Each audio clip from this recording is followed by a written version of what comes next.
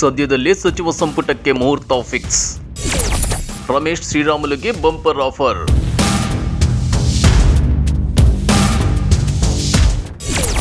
ಖಾತೆ ಮುಖ್ಯವಲ್ಲ, ಚುನಾವಣೆ ಗೆಲ್ಲೋದಷ್ಟೇ ಮುಖ್ಯ.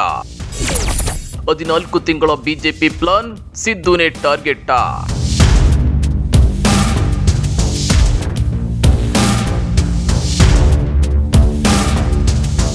ಬೊಮ್ಮಾಯಿ ಸರ್ಕಾರದ ಕಟ್ಟಕಡೆಯ ಸಂಪುಟ ಪುನರಚನೆ ಯಾವಾಗ?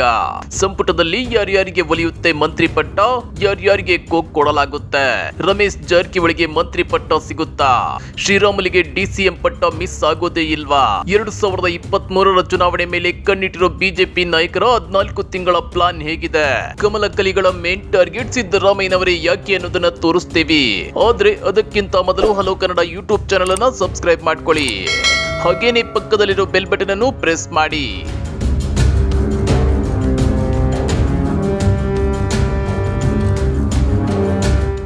ಬೊಮ್ಮಾಯಿ ಸರ್ಕಾರದ ಸಂಪುಟ ಪುನರಚನೆ ಯಾವಾಗ? ಈ ಸಲವಾದ್ರೂ ನಮಗೆ ಸಚಿವ ಸ್ಥಾನ ಸಿಗುತ್ತೋ ಇಲ್ವೋ ಅಂತೇಳಿ ಸಾಲು ಬಿಜೆಪಿ ನಾಯಕರು ಕಾದು ಕೂತಿದ್ದಾರೆ. ಅತ್ತ ಕಾಂಗ್ರೆಸ್ ಮತ್ತು ಜೆಡಿಎಸ್ ನಿಂದ ವಲಸೆ ಹೋಗಿ ಮಿನಿಸ್ಟರ್ಗಳಾಗಿರೋರಿಗೆ ತಮ್ಮ ಕುರ್ಚಿ ಉಳಿಸಿಕೊಳ್ಳೋದರ ಜೊತೆಗೆ ರಾಜಕೀಯ ಭವಿಷ್ಯದ್ದೇ ದೊಡ್ಡ ಚಿಂತೆಯಾಗಿದೆ. ಆದ್ರೆ ಹೈಕಮಾಂಡ್ ನಾಯಕರಿಗೆ ಮಾತ್ರ ಸಂಪುಟ ಪುನರಚನೆಗಿಂತ ಹೆಚ್ಚಾಗಿ 2023ರ ಚುನಾವಣೆ ಗೆಲ್ಲೋದೇ ಮೇನ್ ಟಾರ್ಗೆಟ್ ಆಗಿದೆ. ಅದನ್ನ ಗೆಲ್ಲಬೇಕಾದ್ರೆ ಹುಲಿಯ ಸಿದ್ದರಾಮಯ್ಯನವರನ್ನ ಕಟ್ಟಿ ಹಾಕಬೇಕು ಅಂತೇಳಿ ರಣತಂತ್ರ ಹೆಣೆಯುತ್ತಿದ್ದಾರೆ. ಯಾಕಂದ್ರೆ ಕರ್ನಾಟಕದಲ್ಲಿ ಮತ್ತೆ ಬಿಜೆಪಿ ಅಧಿಕಾರಕ್ಕೆ ಬರಬೇಕು ಅಂದ್ರೆ ಮಾತಿನ ಮಿಸೈಲ್ಗಳು, ಲಾ ಪಾಯಿಂಟ್ ಗಳಿಂದ ಎರಗಿ ಬೀಳೋ ಸಿದ್ದರಾಮಯ್ಯನವರನ್ನ ಕಟ್ಟಿ ಹಾಕಲೇಬೇಕು.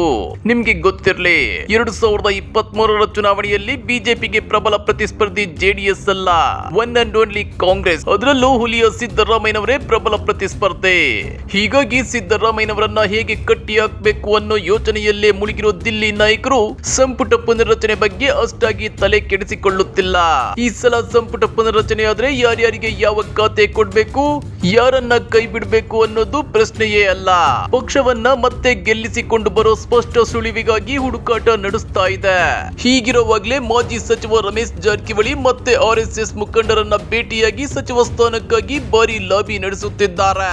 ಜೊತೆಗೆ ಮಂಗಳವಾರ ಸಿಎಂ ಬಸವರಾಜ ಬೊಮ್ಮಾಯಿ ನಿವಾಸಕ್ಕೆ ಭೇಟಿ ನೀಡಿದ ಮಾಜಿ ಸಚಿವ ರಮೇಶ್ ಜಾರಕಿಹೊಳಿ ಮಹತ್ವದ ಚರ್ಚೆ ನಡೆಸಿದ್ದಾರೆ. ರಮೇಶ್ ಜಾರಕಿಹೊಳಿ ತಮ್ಮನ್ನ ಸಚಿವರನ್ನಾಗಿ ಮಾಡಿದ್ರೆ 2023ರ ಚುನಾವಣೆಯಲ್ಲಿ ಬೆಳಗಾವಿ ಭಾಗದಲ್ಲಿ ಹೆಚ್ಚು MLAಗಳನ್ನ ಗೆಲ್ಲಿಸಿಕೊಂಡು ಬರೋ ಭರವಸೆಯನ್ನ ನೀಡಿದ್ದಾರೆ ಎನ್ನಲಾಗುತ್ತಿದೆ. ಹೀಗಾಗಿ ರಮೇಶ್ ಜಾರಕಿಹೊಳಿಗೆ ಮಂತ್ರಿ ಪಟ್ಟ ಸಿಗುತ್ತಾ, ಮಿಸ್ ಆಗುತ್ತಾ ಅನ್ನೋ ಕುತೂಹಲ ಹೆಚ್ಚಾಗ್ತಾನೆ ಇದೆ.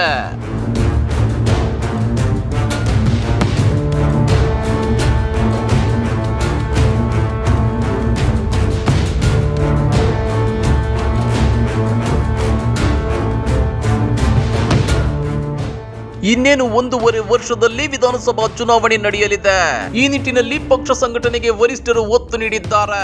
ಸಂಪುಟದಲ್ಲಿರೋ ಹಿರಿಯ ಸಚಿವರನ್ನ ಪಕ್ಷ ಸಂಘಟನೆಗೆ ಬಳಕೆ ಮಾಡೋದು ವರಿಷ್ಠರ ಚಿಂತನೆಯಾಗಿದೆ ಎನ್ನಲಾಗುತ್ತಿದೆ.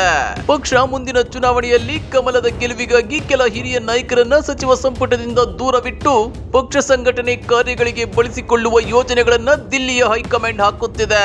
ಹಿರಿಯ ಸಚಿವರಾದ KS ಈಶ್ವರಪ್ಪ ಹಾಗೂ ಗೋವಿಂದ ಕಾರಜೋಳ ಹೆಸರುಗಳು ಈ ಲಿಸ್ಟ್ ನಲ್ಲಿವೆ.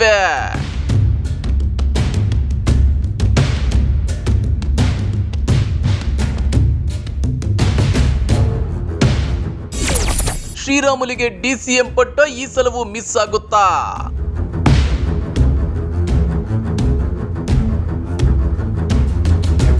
ಇನ್ನ ಈ ಸಲದ ಸಂಪುಟ ಪುನರ್ರಚನೆಯಲ್ಲಿ ರಾಮುಲುಗೆ ಡಿಸಿಎಂ ಪಟ್ಟ ಸಿಗುತ್ತಾ ಇಲ್ವಾ ಅನ್ನೋದು ಕೂಡ ದೊಡ್ಡ ಚರ್ಚಾ ವಿಷಯವಾಗಿದೆ. ಇದು 2023ರ ಚುನಾವಣೆಯಲ್ಲಿ ಬಿಜೆಪಿ ಸೋಲು ಗೆಲುವಿನ ನಿರ್ಧಾರದ ಮೇಲೆ ನಿಂತಿದೆ ಅನ್ನೋ ಮಾತುಗಳು ಇವೆ. 2018ರಲ್ಲಿ ಸಚಿವ ಶ್ರೀರಾಮುಲುಗೆ ಕೊಟ್ಟ ಮಾತಿನಂತೆ ಅವರನ್ನ ಇನ್ನುಳಿದ 14 ತಿಂಗಳ ಮಟ್ಟಿಗೆ ಆದ್ರೂ ಡಿಸಿಎಂ ಮಾಡಲೇಬೇಕಾದ ಇಕ್ಕಟ್ಟಿನಲ್ಲಿ ಬಿಜೆಪಿ ನಾಯಕರು ಸಿಲುಕಿದ್ದಾರೆ.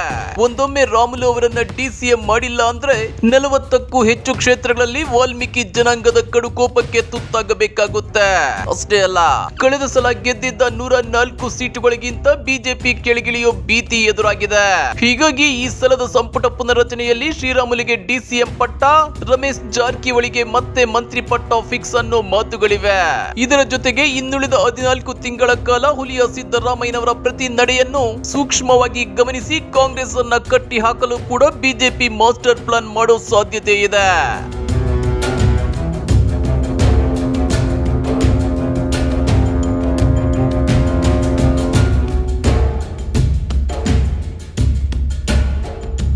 ಹಾಗಾದ್ರೆ 14 ತಿಂಗಳ ಬಿಜೆಪಿ ಪ್ಲಾನ್ ಸಕ್ಸಸ್ ಆಗುತ್ತಾ?